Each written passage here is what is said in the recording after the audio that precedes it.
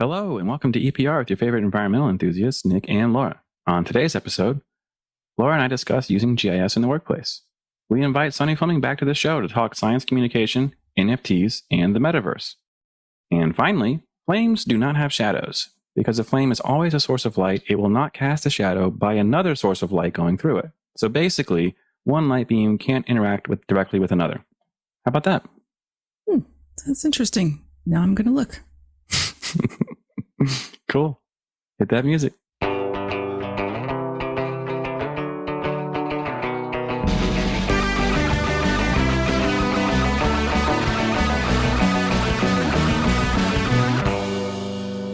Registration is now open for NAEP's 2022 Annual Conference and Training Symposium, May 16th through May 19th in Fort Lauderdale, Florida. Drew Bartlett, the executive director of SwiftMud, will be closing out our keynotes at the conference. We're really excited to have him there. Go to naep.org for more details. We appreciate all of our sponsors, and they are what keep the show going. If you'd like to sponsor the show, please head over to environmentalprofessionalsradio.com and check out the sponsor form for details. Now let's get to our segment. Do you use GIS, Laura? I try to. I want us to have a map for our speaker locations. I have a GIS map on the Environmental Career Coach page, and I have made story maps myself. So I love GIS. I want to find ways to use it. I even thought about what if that was one of my services at some point in my consulting career, but never really brought that to fruition. But yeah. What about you? I mean, well, I don't do it personally, but we use it all the time for our projects. Every single NEPA project has to have some component of GIS associated with it. And most of the time it's just, straight up maps. It's just here's our project site. Here are the concerns with the site. A lot of times it's pulling in, multiple different data sets into one. A lot of Esri's background information on wetlands or waterways, they are really helpful. And you can include that with whatever your project is and kind of get an idea of what are the actual impacts of the site. So you can even just look at a picture and say, oh, this is, for example, we had a project once where they wanted to build a car wash on an installation. And when they showed us where they wanted to put it, we were like, no, you should not build a car wash across a stream. That's a bad idea. Please don't put it there. And they're like, well, this is the most convenient spot. And actually, this is a really interesting conversation we have. We're like, it may be convenient for you guys from a construction standpoint, but getting to that point is going to cost a lot more money. It's going to require more permitting. And you're going to have every year, you're going to have really strong, what do they call it? Reviews for those sites, because it's the potential for contamination into a navigable waterway is really high. So you do not want to do that. You're much better off putting it in a different spot. And they actually were like, oh, you're right. We should move that. And so, putting that on a map is an easy way for people to see it, because you can say it, you can write it, and but a lot of people are really visually stimulated. So that's kind of or really visually oriented. So it's much easier for us to kind of digest what the project is by putting maps in. And so we have to do that every project we do. Yeah, we had a restoration project that was adjacent to a community that had recently been built. And they were basically going to get tidal pools and, all this beautiful habitat and plantings. And so birds would be there. And then they were fighting it tooth and nail. And it was like, okay, look, here's a before and after. Pull out the map, popped in some screenshots of other aerial locations. This is what the tidal pool would look like here. And this is what this is going to look like here. And then it's like, oh, now I see what we might get in our backyard. Right. That's very helpful. Yeah. And I think it can be kind of people have put their own ideas into something that's abstract, right? They use their own influences, backgrounds, histories to influence the way that they see something. But when you show them something new visually, it's hard for you to, that's the new frame of reference, right? So you now have a much better idea and understanding of what this project is going to be like, because you have that picture, where before it's just your imagination putting the worst things out, Yeah. And, Sunny has been super excited about the new story maps that are coming out from Esri, because they're free for personal use. So you can create a story map of your garden, which means you can geolocate everything there, but then relate it back to like maybe in this corner you've got hibiscus, but you can link it to a story that links to the history of hibiscus, or maybe, one of those arbor pages that shows you how to take care of it or something. And so any hobby that you might have that has, and almost anything you do has some sort of spatial component. Yeah. You could create something cool, which is, I think for me, a really cool tool, especially for people who are job seeking. And especially if there's a GIS component, because then you can say, hey, this is the work I've done. This is a project I did on my own. And it's super free. It's super fun. And you're still building your skills and then showing employers that you took the initiative to do something.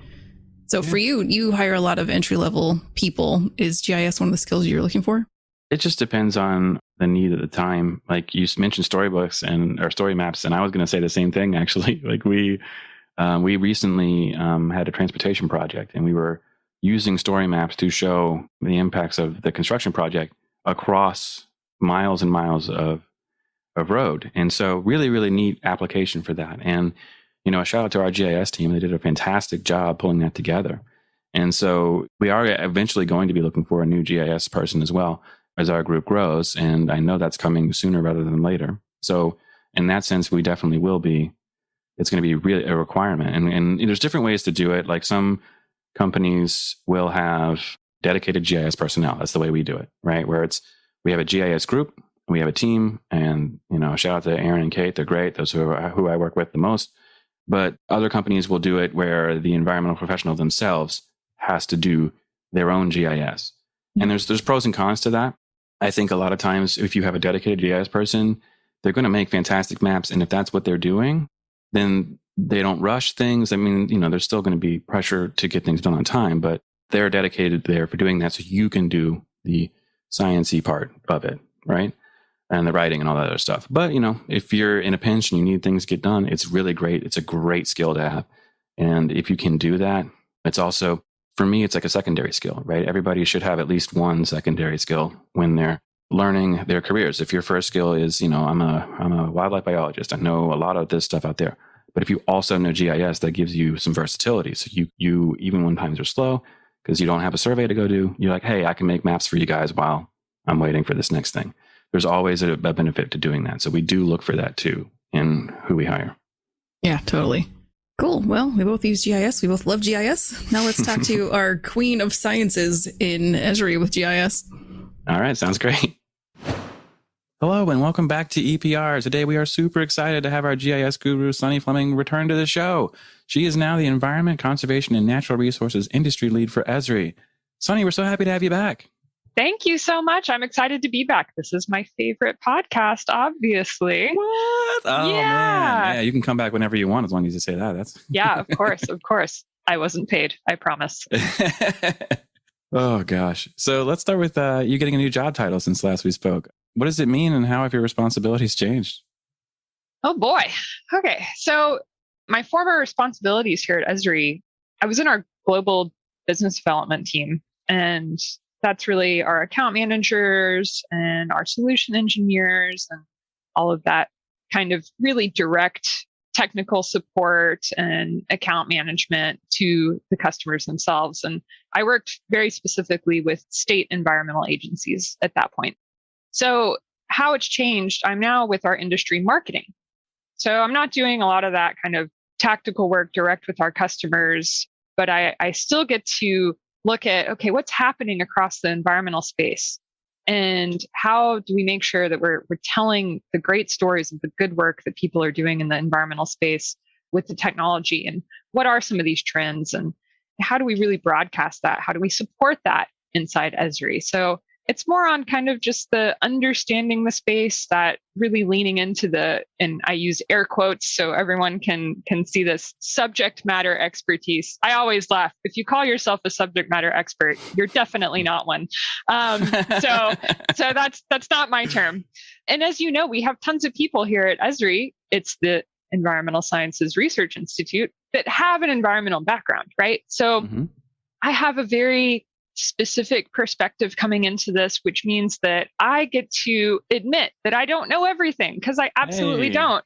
And my favorite thing about it is that I get to reach out to my teammates and really work with them. We get to collaborate. And especially with things like the infrastructure bill. And I think the way that people view environment now, it's so cross-cutting across all of these industries. So I'm talking to folks that work in transportation. I know nothing about transportation, right? But we can start to kind of bounce ideas off of each other and understand what some of the environmental crossover might be there, things like that. So all sorts of really interesting collaboration that I get to do now.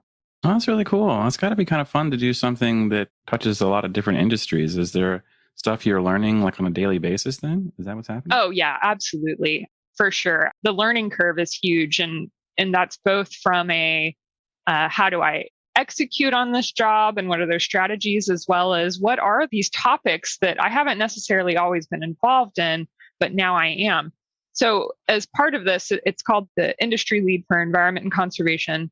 As part of this, I really kind of was given government environment, state and local government environment to kind of own. That's kind of my baby.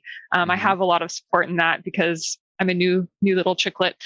And then I also get to part-time support our conservation practice as well. So that's really the nonprofit side of things. And there is a lot of crossover there. And even when I was working in state government, we worked with a lot of nonprofit partners. And so there's crossover between what happens in government and environment and government conservation and what's happening with nonprofit conservation. So it is really cool to see these things coming together and really get to lean into these things that I didn't have much of an opportunity to before.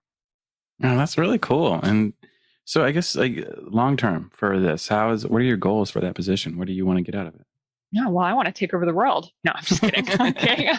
All right, cool. Yeah, you and me both. All right. Yeah, that's cool. All right. No, what keeps me going and long term, it's so funny. I'll take a step back and be the first one to admit, when you're like in school and the teachers ask you, what do you want to do in 10 years or where do you see yourself? I didn't know. I was like, I want to be a professional soccer player, an artist. Like, my mind was never, what do I want to be in 10 years? I really follow opportunity in a very organic sense. And I go with my gut and I go with my heart.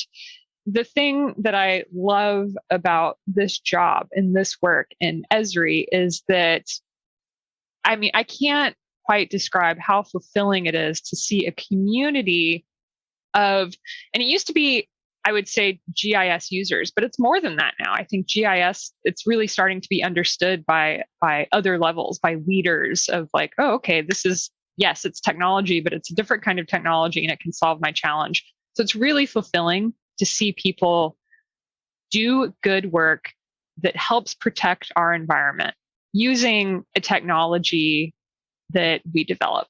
That is just one of the coolest things on the planet. And I don't care if I'm having a good day or a bad day. Ultimately, when it comes down to it, that's what keeps me going. It's so exciting to see people using our technology to do great things and fulfilling values that are very important to myself. It's really cool. It's one of the tools that you guys have blow me away, and we're definitely going to dive into some of those as we go through. I think there's we got to toss some examples out there, right? So it's funny too because ironically, the further I go, and especially with industry marketing, the less I have my hands on the tech. But I definitely have. There's some capabilities that came out in ARC 2.9 that I don't know if we talked about them on the last call or not, but I'm very excited about it. So okay. Well, we're here. So what are they then? Okay. So, God, did we talk about this last time? No, I'm worried. No, I don't think so. I don't think we did. Okay. So, have you heard of like presence only predictive modeling? I'm going to say Laura has. Okay. Darn it, Laura. Wish you were here. I know. All right. So, I really became fascinated by this kind of modeling when I was working with the state of Tennessee. And oftentimes, we were working with endangered species. So we had kind of a small sample size, right? There's not many populations of these specific species that I was working with. And we only had data on where they were. We weren't collecting data on where they weren't. A lot of models use kind of random forest classification where it says, oh, this thing, not this thing, to give you an output. And it requires that you tell the computer both where something exists and where something doesn't exist, or what something is or what something isn't. There's that duality. Right.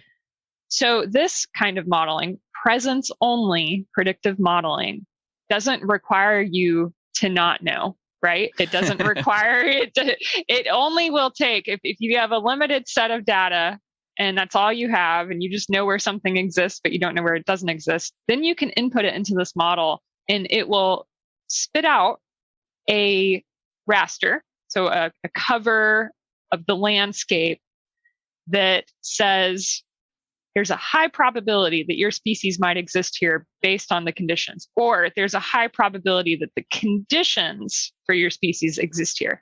So the practical application of this, other than just being awesome and super fun, it's super fun because it's like, ooh, I have treasure, and now I have a really detailed map of where I can go find more of this treasure, right? Right. Okay, so that's the exciting thing about it. Now, we didn't always have this in our technology, and it is now available in ArcGIS Pro 2.9. So Fish and Wildlife agencies, other folks that work with rare data, rare species data, they can really take advantage of this. And the tools, I used to use a separate software to run this, and it was kind of a pain in the keister to do it. The tools are so easy. I tested it before it came out, and I was just like, you can't tell me it's this easy now. It's so easy. It was great. It was really exciting. But the practical application of this is a couple fold. First of all, I think it helps organizations really optimize, where are we going to search for the species? So let's say you're a state natural area and you've gotten Section 6 funding for your monitoring. And part of that is that you have a task this year to go hunt for more populations of the species. You can really optimize your searches based on these kinds of outputs now.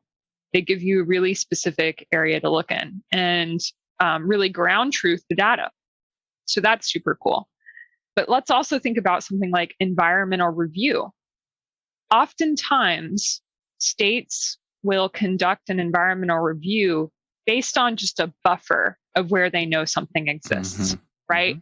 But a buffer isn't a true representation of a species biology. So using something like an output of where we know a species could exist gives you a much more accurate and true way to say, oh, we do need to do an environmental review for X, Y, and Z species here because the conditions are right. Buffers are not going to tell you that. So I think, and I don't want to speak for them, but I think Pennsylvania, I feel like they're one of the states that's actually implementing this kind of stuff in their environmental review. And they were ahead of the curve, I think. But yeah, they'll have to correct me on that one if there's anyone from PA listening in. Yeah. Okay. Carol. Yeah. She's literally right. If there's anyone working with their heritage program, they could. So I really anticipate that states are going to start looking at the accessibility of this tool now and maybe implement it into their environmental review. It'll be a much better reflection of reality. So yeah. Yeah. Well, it's funny you say that because I actually worked on a whooping crane environmental impact statement. Years ago, probably 5-10 years ago at this point. Yeah. Had to. There you go. But yeah, one of the things I actually had to come up with an idea for finding out where these species are going to be. And there's only like 500 of them total or whatever it is. Yeah. So their habitat becomes the most important thing, right? Yes, so exactly. That's exactly what we were doing. We were looking for habitat parameters and saying, hey, these are wetlands that they'll actually use because they are not just a pond, but they have trees as well, which is really important to them and all this other stuff. And we map it out and, you have thousands of data points and you push the play button and it's just like, boom. It's awesome. It was really, really cool. So, this sounds very like an powerful. even better, I guess, adaptation of that, which is really awesome. And now I wish that I was doing that project now so that I could do it again. Yeah, it makes it a lot easier and the results from that. And it's iterative too, right? So we learn something from these models and we, as biologists, we do have to look at them and say, does that look right? Or, what went wrong there and redo it, tweak it, make sure that, so it's iterative. It's great. Right. I love it. I'm very excited about it. So yeah, and I guess how your data gets put in it matters. Like we had to use National Wetlands Inventory, which is not perfect. It's better than no data. yeah. And so there's always challenges with that because we're looking at over, this is like basically from Texas to North Dakota, and you can imagine you don't have a lot of time to go, okay, well let's look at every single one of these and see if it's actually what it says it is. Well, I'm glad you brought up the NWI data because shameless self-promotion here. My colleague Gina O'Neill, PhD, she's brilliant, and I don't know if our listeners have heard about this yet, but we are going to be presenting on it a little bit. She's come up with a wetland identification model. So it uses similar functionality where you can tell the computer what is and what is not a wetland and start to get a really accurate picture of wetland delineations using this model. And you mentioned, Nick, that it's all about your data that you're inputting. And so our vision here, if I had to come up with a perfect state agency that was collecting wetland data and doing these delineations, this is a relationship, right? We have environmental consultants that are out in the field. They're conducting these wetland delineations. And how many times do they send this in on some kind of static PDF with a form? Right. And that actual spatial data is not going into a spatial database. But that data is so valuable. If we know that we have accurate data coming in of our wetland delineations, and we as a state agency are collecting that data, we could then input it into a model and ask the computer to tell us, based on what we know, where else can we define wetlands and start to have a much more accurate picture that could better facilitate our permitting processes. So Gina and I, make sure you come to our presentation at NAEP, because that's kind of the vision that we're going to be hopefully illustrating for folks is how this can be used and how this can become a circular process, right? Yeah. So, yeah. Oh man, that's cool. I love that kind of stuff though, because like you say, it just kind of feeds on itself and becomes a much better, much stronger program over time. It's exactly. Yeah. And we're missing so much of that right now. All of that spatial data that consultants are sending in a lot of cases, it's stuck in a static PDF and nobody's able to take advantage of it. Yeah. Especially the NWI. Oh gosh. Who could really use it? I actually have a really funny story for that too. Like I remember the worst one I ever saw was, I won't name any of the details, but I will say we got, we did a previous wetland delineation. We're like, okay, great. At the site? Yes, absolutely. Okay, awesome. Send it to us. And it was literally someone's hand-drawn approximation of where the wetlands were. And we're like, this is like, I drew it. So we can't, we had to redo the whole thing, and we're like, you already did this. Why did you accept that? So it happens. Yeah. Oh, yep. There are better ways and the tech exists and everyone already owns the tech. Let's do it better. Yeah. Well, we talked last time about like communication between groups, and there's different ways and different challenges with that. I think, I know like some of our clients, for example, absolutely require us to give them our GIS data, right? What they do with it after that, I don't know. And does it make itself to NWI? Probably not. And I don't know that's a really hard question to ask you, but how do we get this collaboration in lots of different arenas with lots of different people? Like kind of how do we get them all to come together? I think that's a fantastic question. And actually, I think the question is also the answer. We need to come together. I think so often what happens is that maybe environmental consultants will be in a group of other environmental consultants and they know that this is kind of a problem, and then maybe state groups get together and they're talking amongst themselves and they know that there's some inefficiencies.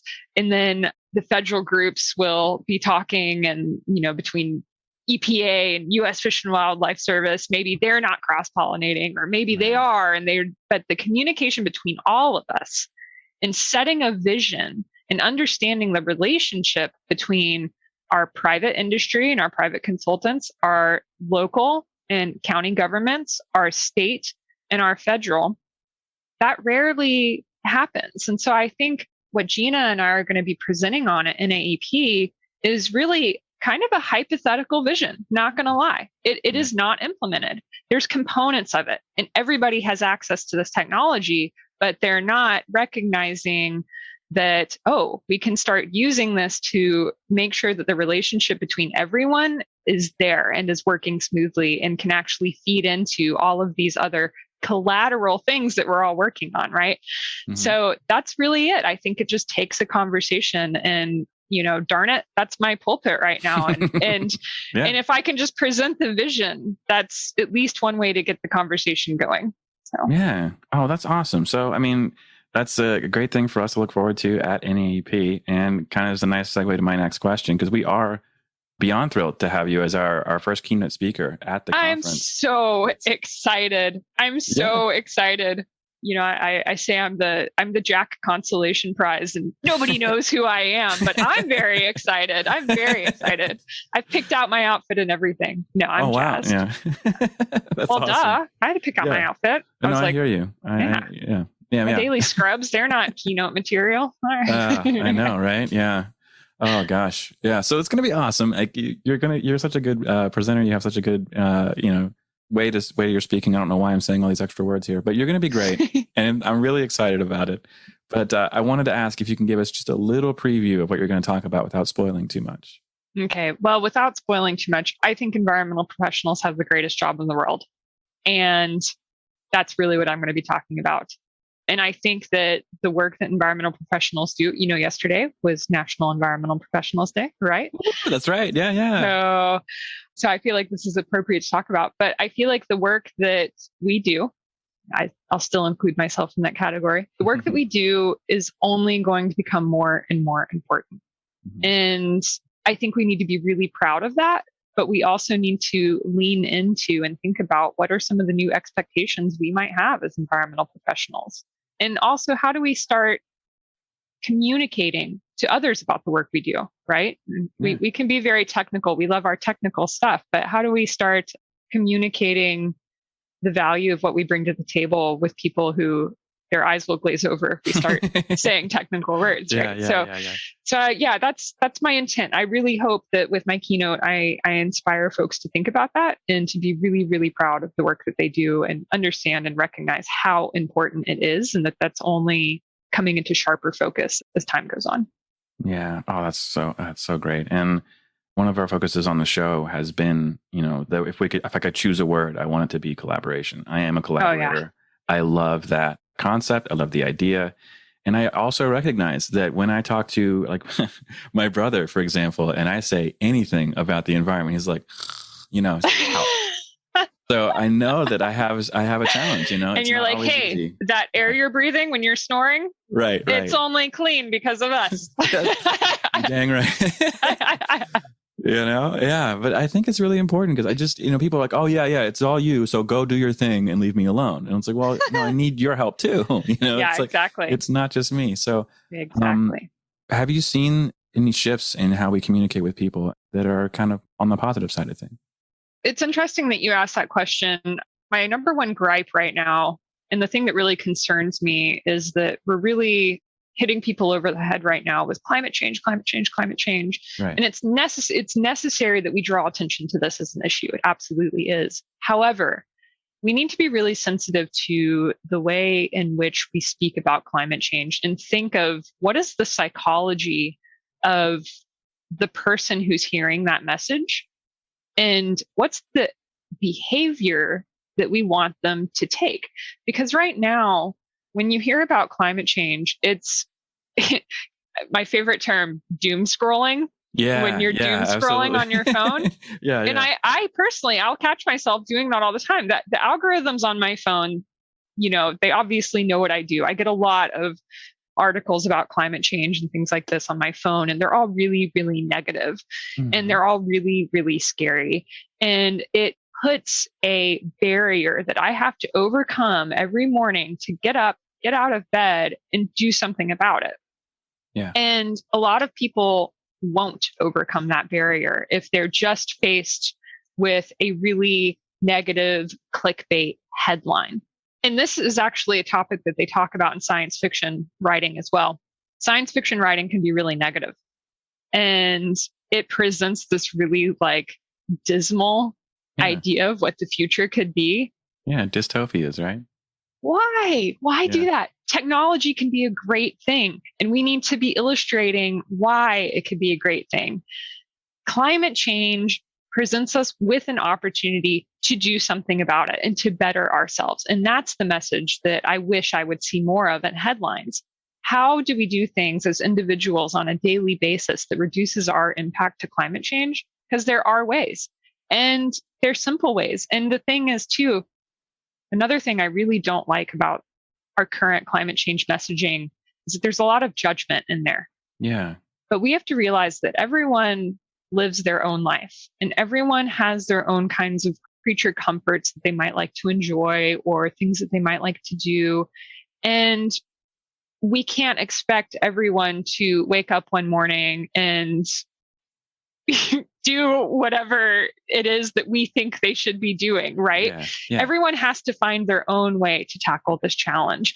And the message we need to be sending is that you can do it, that there's ways that you can implement this into your life, and not to be judgmental if you can or cannot do something. Sometimes they're not practical things that we can really implement. So yeah, I just want climate change messaging to be more hopeful, more positive, more action driven, more approachable for the individual.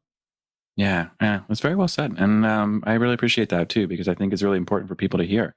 It doesn't have to be doom and gloom. No. Yeah, because it's immediately, people will turn off right away if you say, well, you shouldn't do this because if you do. Yeah, just, that gets you nowhere. Gets you nowhere. So yeah, again, I thank you for that. And, last time we had you on too, we also talked about the infrastructure bill and your thoughts on reading through all that. So you've had a little bit more time to digest it. Do you have any more ideas on what it really means? I do. I think when we first did the podcast, I was not too far out from having read it. And my relationship with it in the past few months has kind of changed. I'm still obsessed. I've actually become more obsessed with this bill. I'm kind of fascinated by it. And I don't know if I'm fascinated by it so much or if I'm fascinated by people's reaction to it. I think both. I'm pointing to it on my desk. Folks can't see. I'm like staring at it. It sits next to me. I reference it pretty often. But my thoughts on it have changed. And it shifted from trying to figure out what's in it and what it means and what the intent is to now I'm trying to think about how is this going to impact us? And I mean us broadly. I mean us beyond environmental professionals. And I'm starting to kind of formulate, a framework around this, around how I form my thoughts around this. And my thoughts really are that I think there's 4 challenges that are not new for us, but that the bill's going to exacerbate. And again, it's an opportunity for us to tackle things and do things better. So first and foremost, I think community engagement and transparency. There's a lot of money in this bill, and there's some things that it challenges us to do, like build things sustainably, conduct our business sustainably, be resilient, be equitable. And folks are going to want to see the measurable outcomes of that. And by folks, I mean the communities, right? They're going to want to see, hey, how are our governments spending this money? Are they meeting particular goals? But also, I mean, of course, the feds, right? They're going to have measurables and reporting and things like this. So really, we're just starting to kind of find out and figure out, I think, what some of those measurables may be. So that's kind of the first challenge, is that transparency and community engagement. And that includes also hearing back from communities. How do we enable communities to be able to apply for these grants? The reason the same communities apply for these grants over and over again is because they have the resources and the education to do it. So how do we technically enable communities that haven't historically applied for these grants, right? So that's kind of one leg. Prioritization. When you have a lot of projects that you can get done, but you have a mandate to look at them through the lens of equity, resiliency, sustainability, that's going to shift how you prioritize your projects. So that's going to become a challenge. I think those are muscles that we're going to have to exercise in ways that we haven't exercised them before. So that's another challenge, really prioritizing those projects. The third one is, I think, really around our operational sustainability and our efficiency. And we can even think about this very specifically through the environmental lens of permitting, right? Every one of these projects is going to require permits, and there's going to be a lot of these projects. Yeah. So the manpower, boots on the ground, as well as, how are we processing these permits? What did those workflows look like? How do we communicate internally? All of that. And it even goes back to our discussion about the wetland data. Gosh, we all use the same technology. How can we better utilize it and communicate with each other so that we make these processes more efficient? It can be done. So there's going to be some bottlenecks created by this. And so the folks that have better operational efficiency in place and are looking to streamline that are going to do better than those that don't. So all of this, though, is underpinned by equity and that lens of equity. And so that's kind of the fourth, I think, major challenge that this is going to present with us is, what does equity mean? It's going to mean different things to different communities at different scales. It means different things maybe to the feds. How are they going to kind of approach this? And they've done some of that. States sometimes have very specific ideas of what equity means. Local governments, individual cities. So the whole equity thing, I think, really underpins all of this. The equity, the resiliency, the sustainability. Yeah. So those are the four challenges, I think, that I'm starting to see revealed from this bill. Yeah. And, like I said, very well summed. And I think one of the things that you mentioned, equity, and how we have to even define that differently in different communities. Do you have any examples of how communities are using equity in different ways?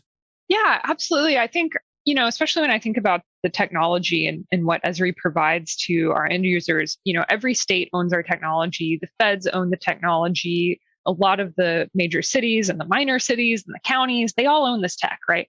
And that technology allows them to look at the demographic data. And maybe they have certain metrics around what equity means for them. So maybe in a metro area, there's really clear, perhaps racial delineations of equity or, income delineations.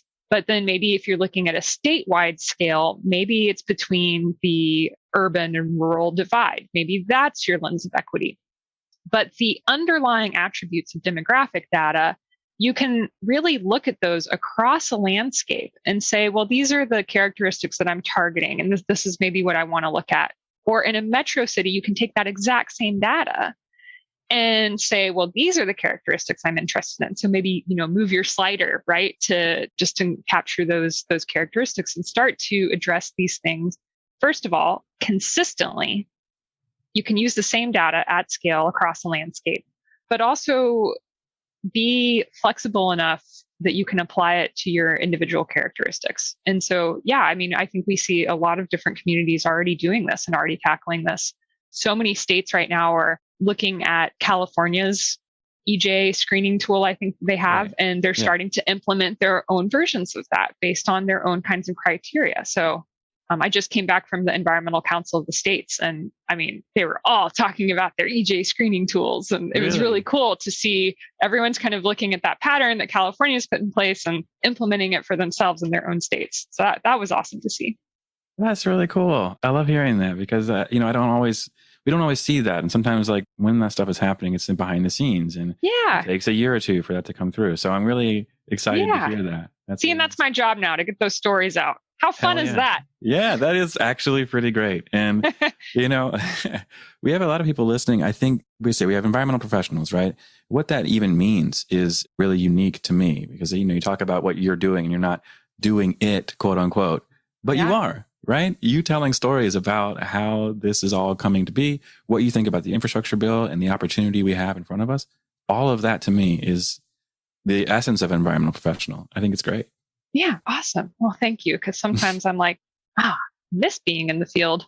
But I know. I feel the same way. I used to be in the field all the time. And now I'm like, man, that field is nice. Yeah. Sure is. But then, you have the opposite too, right? Where middle of summer and you're like, you know what? I'm glad I'm inside. You do. And it's a different kind of reward. So. Right. Yeah. But, there's so many topics that I think are really, really important for us to tackle. One of the wilder ones, though, over the last year has been the emergence of non-fungible tokens, or NFTs. Oh, yeah. And man, I think it might be a passing fad. I don't want to say that out loud because I'm really worried that I'll say that and they will take off again.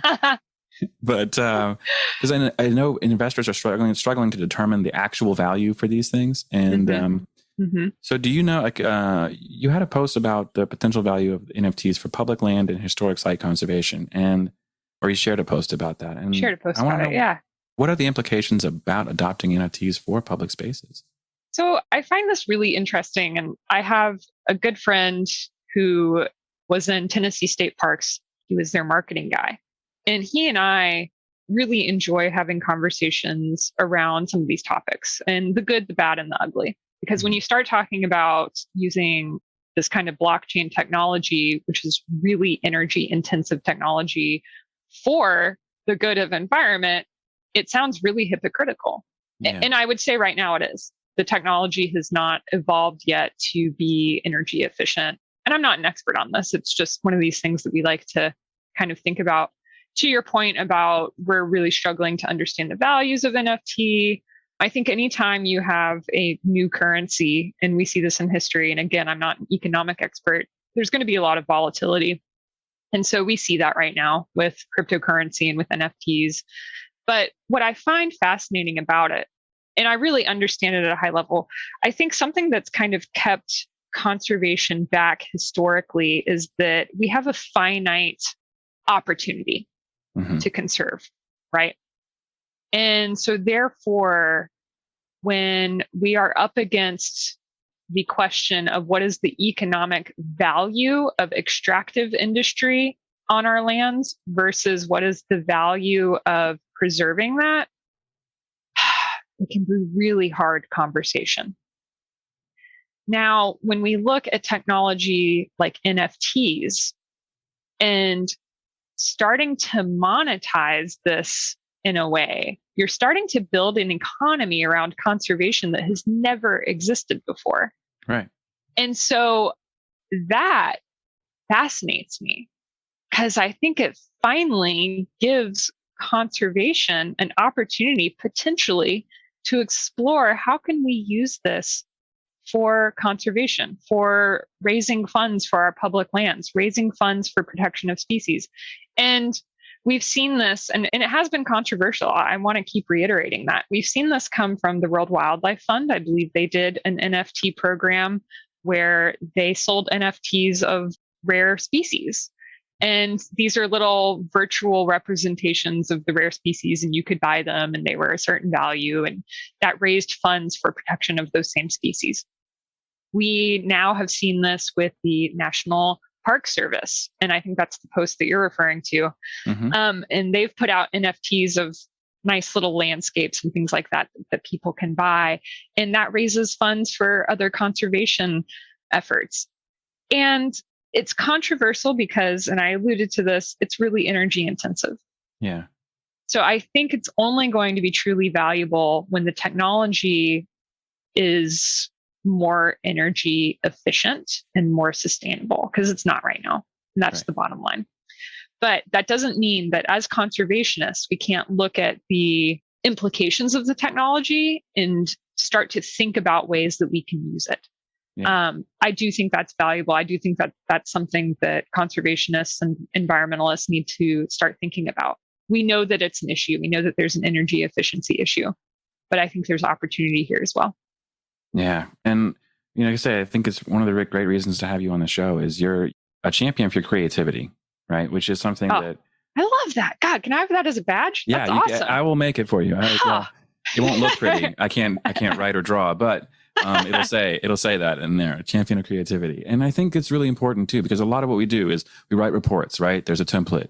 You've already written half of it because it's the same as the last report. Exactly. And there's not always an opportunity to take a next step and be creative. And so I hope people listening can get that from this. There's lots of different ways that you can think about things, think about solving a problem in a different and unique way. And I don't know, it's maybe a little too open-ended, but do you have an idea of like any of those creative processes becoming the standard for how we do things going forward? That's an interesting question. When it comes to things like the metaverse and NFTs, I think a lot of us still kind of chuckle at it. And I even I'll back up a little bit. So for research purposes, one night I decided I'm gonna check out the metaverse. What is the metaverse? Yeah. And it was like the worst video game I've ever played. It wasn't, it was like glitchy. It was weird. I was like, this is stupid. It had a really like very old school chat interface, and like some random person walked up to me and was like chatting, and I got stuck. Like my avatar was like stuck and I couldn't move it around. Oh, it was a terrible experience. But it was for research purposes. I needed to kind of see like, what is this all about? And one thing that I find fascinating is that governments have started to purchase land in the metaverse. Really? So they've started to set up spaces where like, this is going to be our little, our space here. Marketing, we see tons of people setting up space in metaverse for marketing purposes. And what's starting to happen is, I mean, we could laugh at it all we want, but it's going to be there and it's going to be a thing. Yeah. And, one of the things I like to think about are, God, what's the implication for owning land in the metaverse? And when you start thinking about land, what do you start thinking about? Well, the environment. Mm-hmm. What does it mean to protect and conserve in a digital world? It's a really weird question. I promise our listeners, I'm not even on drugs. It's fascinating to think about. It's really fascinating to think about. And it could go so many different ways. I don't know where it's going to go, but I am fascinated by it. But I do think about like, okay, what if we set up a digital twin in the metaverse of Yellowstone National Park? Mm-hmm. And we model the behavior of species interactions inside this digital twin. And we maybe are looking at implementing some kind of policy in Yellowstone National Park that we think might impact a particular species. Can we model that impact inside our digital twin in the metaverse and understand what the downstream implications of that policy might be before we ever even implement it? Wow. That's cool. Those are the kinds of things I think this could be really valuable technology. And that's all GIS, right? Yeah, GIS, it cracks me up because it's like, what is GIS other than a digital twin? Yeah. Other than the metaverse. So I say Esri was ahead of the game well before the metaverse. Oh, man. Yeah, exactly my point, though. I think that's, again, very creative and really interesting and has practical implications as well. And we've talked a ton about a lot of different things, but, it's always nice to take a break and talk about the really important things. So how is your garden doing? Yes. Man, I told you. Spring's my favorite season. So during COVID, we started to expand our garden. And my backyard is split into two halves. Mm-hmm. And there's kind of an upper half where we have our patio. And then there's a lower half where it's mostly lawn, but that's where we have our square vegetable garden. So in the upper half, my goal right now is to take all of the lawn out and slowly turn it into entirely garden. And I would say I'm about, 40% of the way there. So every year we kind of add new gardens, and this really accelerated through COVID. And it's mostly native plant species that I have in these upper gardens, as well as my herbs. I like to cook a lot. My husband likes to cook a lot. So we have a lot of herbs up here as well. And they're just starting to pop. And it's just so exciting to see these things, start coming up out of the ground. And you're like, oh, it survived winter and here it is. And like my biggest joy every day, I don't care how stressed out I get. If I go on just a little stroll or just go outside and just see what's the status of my plants today, there's so much joy that comes out of that. And then seeing the first flowers pop, oh man, I get so excited.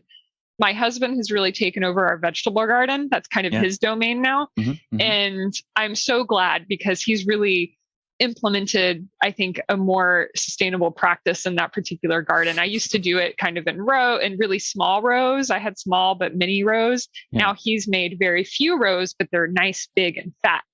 And it's been so much better. The plants that we've had, the vegetables that we've had coming out of his garden have been much higher quality than the ones I've planted in the past. So we're really starting to kind of, well, after 10 years of marriage, we finally figured out how to collaborate with each other in the yard. But it's so exciting. I have strawberries this year for the first time ever. Oh, wow. Yeah. And so I've bought some kitchen implements so that I can make some strawberry ice cream. Like, that's all I want. I want strawberry ice cream so bad. I'm so excited. Oh, I love that. Oh man. So is that like your favorite ice cream or something? Is that what you're telling me? It's not. I like, which is funny because I eat ice cream every night. I know people will like, drink their glass of wine at night to chill out or whatever. But for me, it's ice cream. I eat ice cream every single night. And it's usually, well, there's some weird flavors from our local ice cream place that I love. But such as? Okay. Salted honey. Huh. It is it's heavenly. I'm a vanilla girl in so many ways. But salted honey is like vanilla on steroids because it's basically vanilla ice cream, but it has this like depth of sweetness from the honey, and then the salt in it really accentuates and balances it out. And my local ice cream shop makes this. So if you're visiting East Nashville, let me know. I'll take you to my favorite ice cream shop. 100%. Yeah. Yeah. So that's my vice every night, some salted honey ice cream. Yeah, and I'm teasing you, but I had salted caramel ice cream for breakfast, so I really I cannot talk. I have no judgment there. I love ice cream. It's so good, yeah. It's so good. The reason I want to make strawberry ice cream is because we have this restaurant. We love food. Oh my God, we eat all the time. And I mean, who doesn't? But anyways. This restaurant that we went to, it's this French restaurant in Nashville, and she made strawberry mousse. And she made it, of course, she only makes it in spring. And it was like the most heavenly thing I've ever had. And I know I'm not going to be able to make strawberry mousse. I'm just not. And so I'm like, second best thing, strawberry ice cream. So that's why I'm so excited about my strawberry ice cream. That's incredible. I love it. I love hearing from you. It's so fun. Really excited to see you at NAEP in May. It's going to be, your speech is the 17th. So, hopefully everybody gets to show up. It's going to be so fun. And, we're almost out of time, but I always want to, I always ask, is there anything else that you want to talk about before we let you go? Oh, no, just happy spring, everybody. I really look forward to seeing everybody in Florida. I'm very excited about it. I think what I've got to say will resonate with folks, I hope. And if not, I hope you come up afterwards and tell me that it didn't, or tell me that it did. No, I'm really looking forward to just seeing everyone and furthering these kinds of conversations, Yeah, it's going to be great. And I'm really, really excited about it. So last but not least, tell everybody where they can reach out to you. Oh, gosh. Well, you can reach me. I am now on Twitter. I have a Twitter. What? Yeah. Tens of followers. So that's at Esri Sunny. I believe is my Twitter handle, at Esri Sunny. And then, of course, you can always find me on LinkedIn. I think that's my favorite platform. Yeah, LinkedIn. Yeah. So just find me, Sunny Fleming, on LinkedIn. And connect with me there. Awesome. Sounds great. Thank you, Sunny. Thank you. And that's our show. Thank you so much, Sunny, for hopping back on with us today. It's so great to catch up with you. A lot of really fun, interesting topics. Please be sure to check us out each and every Friday. Don't forget to subscribe, rate, and review. See you, everybody. Bye.